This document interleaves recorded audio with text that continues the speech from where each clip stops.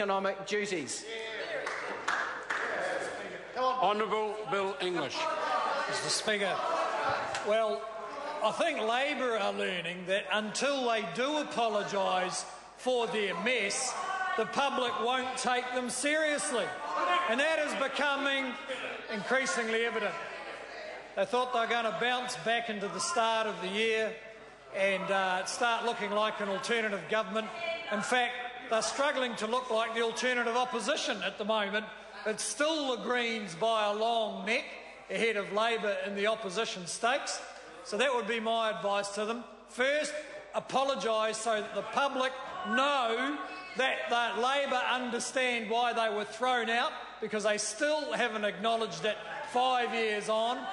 And secondly, put a bit more effort into trying to head off the Greens on credible economic commentary, try and head off the Greens on credible education policy, credible climate change policy, and credible views about just about anything else that the government is doing.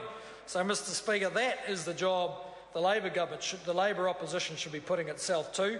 And I'll just tell the House a bit about the job the government is putting itself to.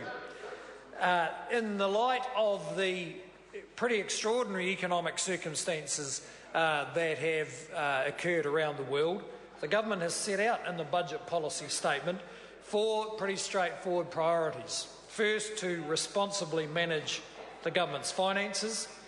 Secondly, to build a more productive and competitive economy. Third, to deliver better public services within tight financial constraints.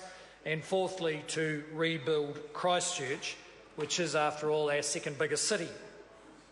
Now, Mr Speaker, this program comes from the government following a couple of rules of thumb. The first is that we should focus on those things we can control. It's easy to get diverted and confused by the many events around the world that are intriguing and interesting and relevant to us, but over which we can't have any control. And a most recent example of that, which has upset prospects for Europe, is the results of the Italian election, something over which we can have no control whatsoever.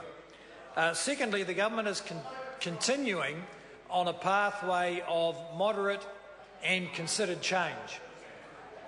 Too often it's been the case in New Zealand that governments have rushed into changes of one sort or another, lost public support, failed to win the arguments, seen those changes undone or simply not accepted by the New Zealand public, or accepted very reluctantly.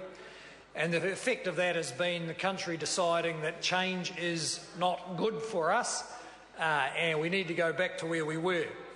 That is one of the things that has underpinned our patchy economic performance compared to Australia over the last 30 years. This government has been determined to advance change as required in the economy at a pace and of a kind that can be broadly supported by a New Zealand public who, in my view, are more understanding of the economic circumstances and more understanding of the need for successful and profitable business than I can recall at any time in my adult life. So, Mr Speaker, that's the context in which we have set out those 4 priorities. I won't go through all of them, but I will focus on a couple of aspects of the government's priorities as set out in the budget policy statement. The first is the business growth agenda.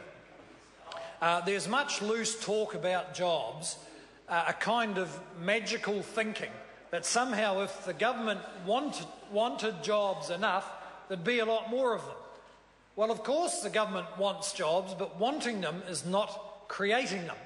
The people who government creates jobs by employing, and of course we are restricted in who we are going to employ by our finances and by the fact that we're finding that actually with a few less people we can offer better public services. So when the government's not employing them, someone else has to, and that someone else is the private sector. And I know that business is regarded by the Greens and Labor as nasty, exploitative, profit-wrenching people who should be punished if at all possible, particularly if the value of their business goes up. because that is actually where the incidence of a capital gains tax would fall, on successful businesses.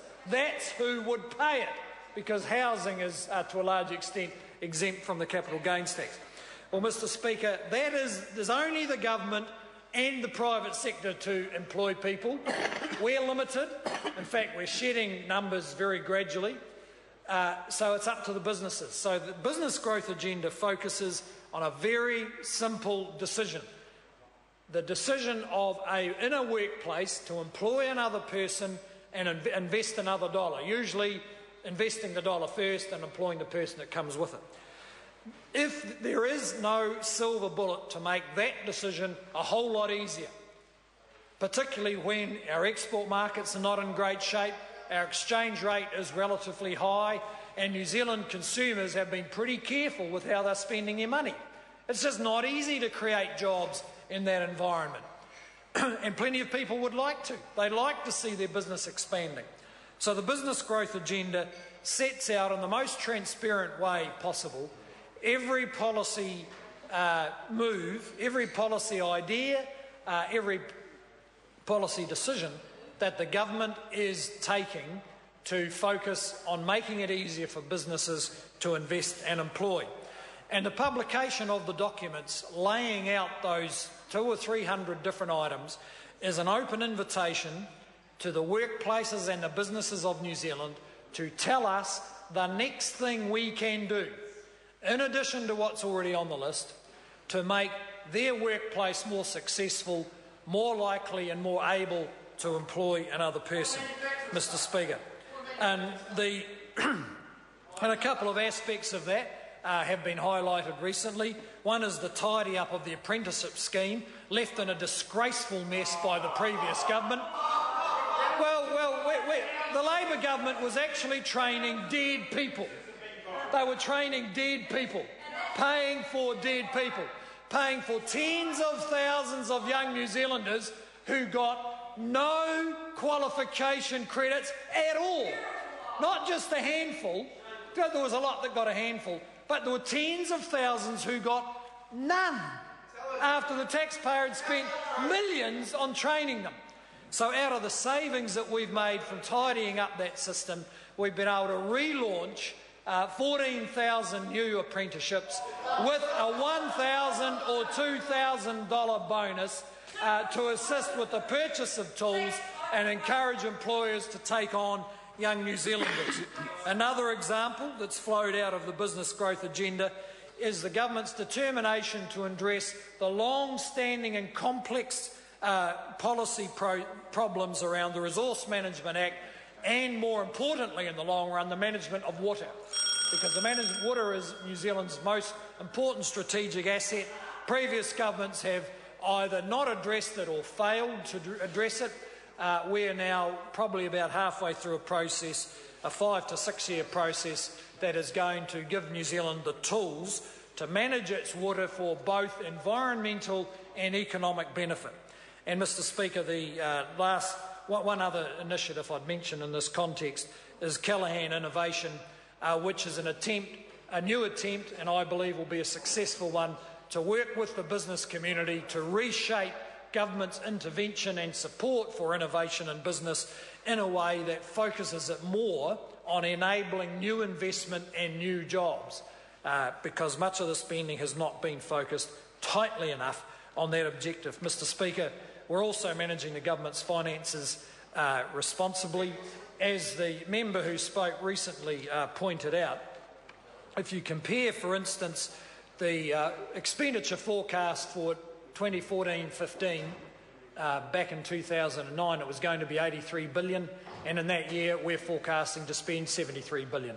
And public services will be better, significantly better, even though less money is going to be spent, because the way we've approached the spend of taxpayers' money has empowered and enrolled the whole public service in doing a better job with the resources that we have, and they have risen magnificently to the challenge, as has the rest of New Zealand.